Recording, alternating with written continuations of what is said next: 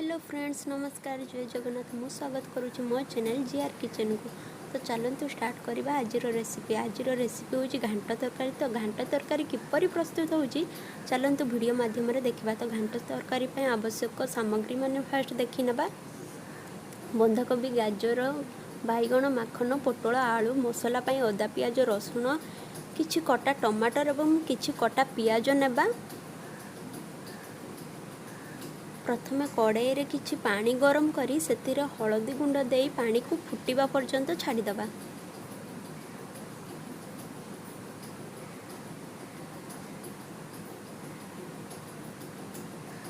पानी फुटिबा परे आमे रखिथिबा सब परिबा गुडी को ऐड करिदबा।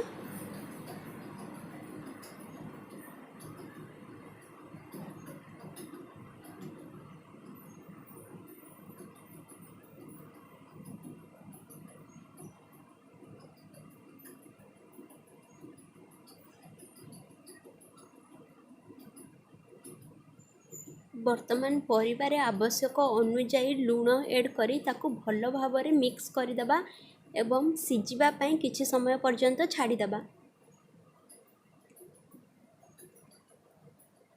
देखंतु आम परिवा गुड़िक दर सिझा हो आसिलानी। एबे आमे सेतिरे बैगण ऐड करी आउ 2 मिनिट पर्यंत ताकू सिझिबा पई छाड़ीदबा।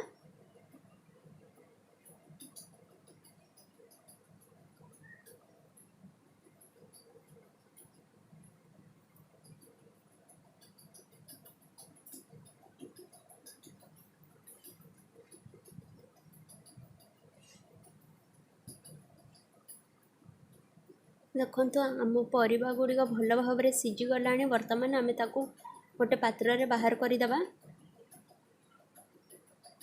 वर्तमान कड़ाई रे 2 टेबल स्पून तेल नेबा।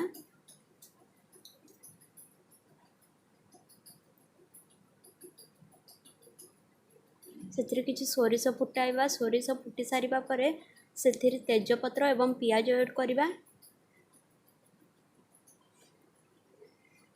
पियाजटी को हल्का नाली हेबा पर्यंत फ्राए करबा।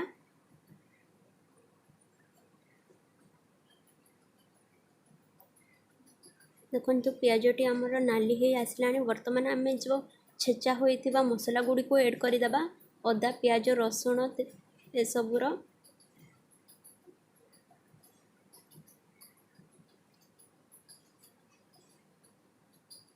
वर्तमान सेथिरे किछि लंका गुंड ऐड करदबा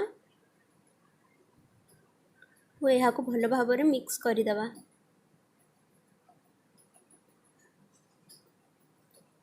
मसलाटी होई आसीबा बेलको आमे सेथिरे टमाटर ऐड करबा और टमाटर को किछि समय पर्यंत सिझिबा पई छाड़ीदबा। एथिरे किछि गरम मसला मध्ये ऐड करदबा। जदि वीडियोटी भल लगुछि ताहले लाइक, शेयर एवं सब्सक्राइब करबा को भूलिबेनी। आ हाँ, थरे निश्चय ट्राए करिकि निजे खातु और अन्य मानन को खुआतु, बहुत भल लागिवो। देखंतु आम टमाटरटी सिझी आसिलानी।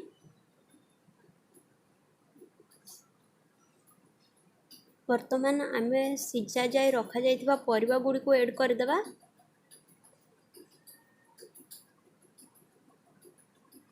एवं यह को भल भाव में मिक्स करी 2-3 मिनिट पर्यंत छाड़ीदबा।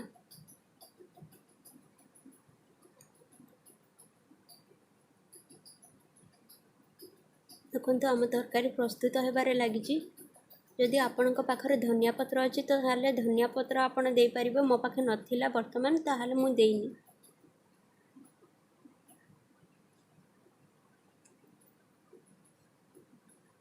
आम तरकारीटी वर्तमान रेडी हो गला।